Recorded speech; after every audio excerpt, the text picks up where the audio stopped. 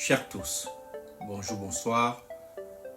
Aujourd'hui est un nouveau jour. Je suis Djimia, professeur des universités et président du MLDC, le Mouvement pour la libération et le développement du Cameroun. Mon Cameroun, mon combat et mon destin, de l'assujettissement à la puissance. Aujourd'hui, nous allons parler du Cameroun qui est pris dans le piège de la théorie du chaos lent et comment est-ce que l'État développementaliste communautaire peut rompre avec cette fatalité. Les États ne meurent pas toujours des guerres. Ils peuvent aussi se décomposer lentement à l'abri des regards dans l'indifférence bureaucratique et la résignation populaire. C'est le cas du Cameroun.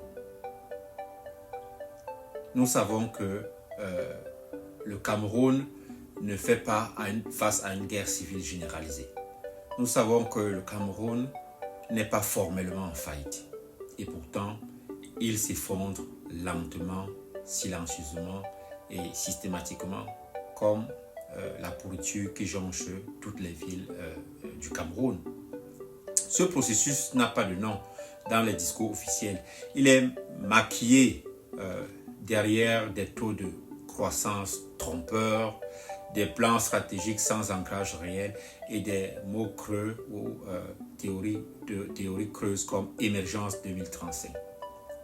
Mais les analyses les plus lucides le savent. Le Cameroun est en proie à un chaos lent.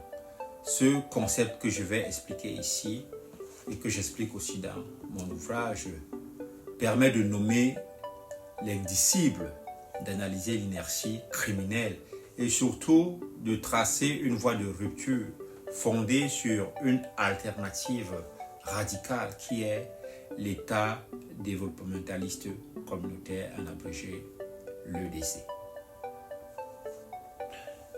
Donc, arrêtons-nous et parlons de la théorie du chaos et son origine scientifique. Avant d'aborder le chaos lent, il est nécessaire de comprendre d'abord ce que ce nom recouvre sur le plan scientifique. Qu'est-ce que c'est que la théorie du chaos? La théorie du chaos est une branche des mathématiques et des sciences qui étudie les systèmes complexes comme les conditions météorologiques ou par exemple le comportement des marchés financiers qui semblent la plupart du temps aléatoires et plus imprévisibles à première vue. Donc, cette théorie explore comment de tout petits changements dans les conditions initiales d'un système peuvent produire des résultats extrêmement divergents au fil du temps. Autrement dit, la théorie du chaos révèle que derrière un apparent désordre se cachent des structures, des régularités, des modèles. Ce champ d'étude a révolutionné notre compréhension du monde en montrant que même le chaos peut être gouverné par des lois.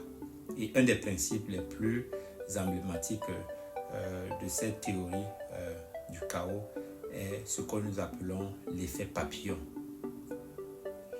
Le principe de l'effet papillon suggère qu'un changement minime, comme les battements des ailes d'un papillon, par exemple à Tokyo, pourrait à terme déclencher une tornade, disons, au Texas. Donc, cette métaphore illustre la sensibilité extrême des systèmes aux conditions initiales. Donc, en d'autres termes, les petites décisions politiques, économiques ou sociales peuvent avoir à long terme des conséquences colossales de façon lente et imperceptible. Donc,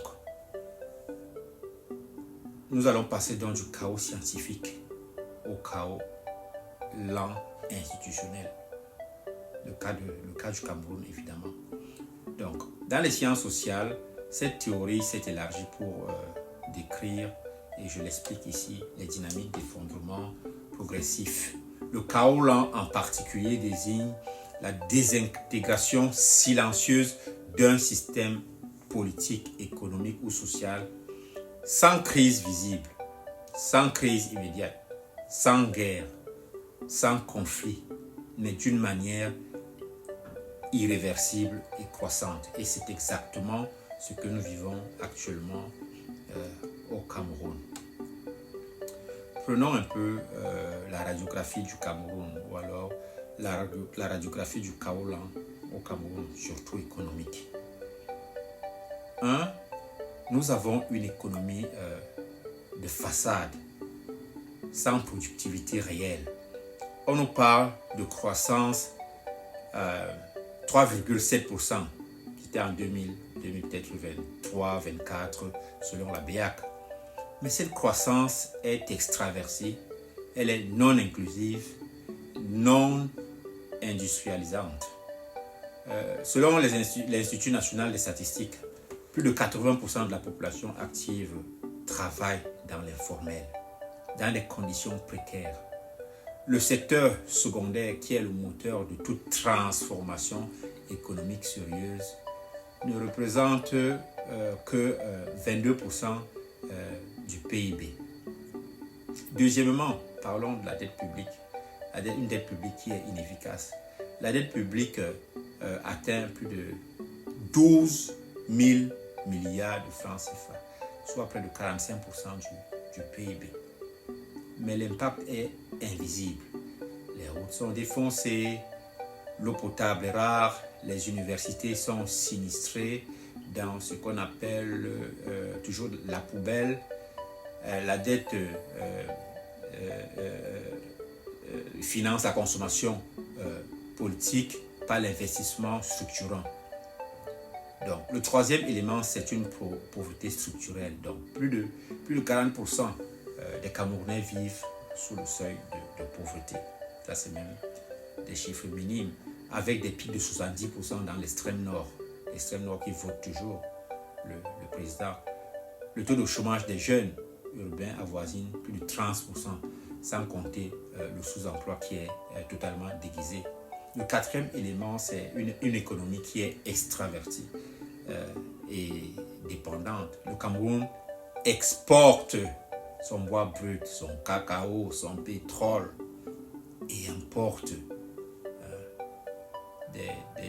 des produits de première nécessité, le lait, le sucre, les médicaments. 70% des produits consommés sont importés. 70% des produits. Donc, le cinquième élément de ce chaos-là, c'est une corruption chronique. Avec la position de 142e sur 180 selon Transparency International en 2024, le Cameroun est classé parmi les pays les plus corrompus au monde. Il y a eu des moments où on a été le pays le plus corrompu au monde. Donc la corruption n'est pas un accident, c'est le carburant du système en place. Il faut oublier que la corruption est un élément en marge, c'est le système même. Donc pourquoi est-ce que ce chaos dure? Parce que le chaos, là, comme l'a démontré la théorie scientifique, ne provoque pas de crise visible immédiate. Il ronge lentement les structures. Il désensibilise la population. Il récompense l'inaction. Voilà un gouvernement qui est là depuis 7 ans. Voilà un parlement qu'on ne fait que proroger. Et surtout, il sert une élite qui s'est affranchie des conséquences de la misère collective. Le chaos là ne menace pas les palais, mais détruit les villages. Donc, quelle est la solution? La solution, c'est ceci. Une rupture historique. L'État développementaliste communautaire, EDC. Ce dont a besoin le Cameroun, ce n'est pas un réaménagement cosmétique. C'est une réinvention du rôle de l'État que nous faisons dans ce livre et de la communauté. L'État développementaliste communautaire est une révolution, repose sur 3 lots de souveraineté essentiels. La souveraineté politique et territoriale, je vais l'expliquer. Donc, fin de la centralisation abusive.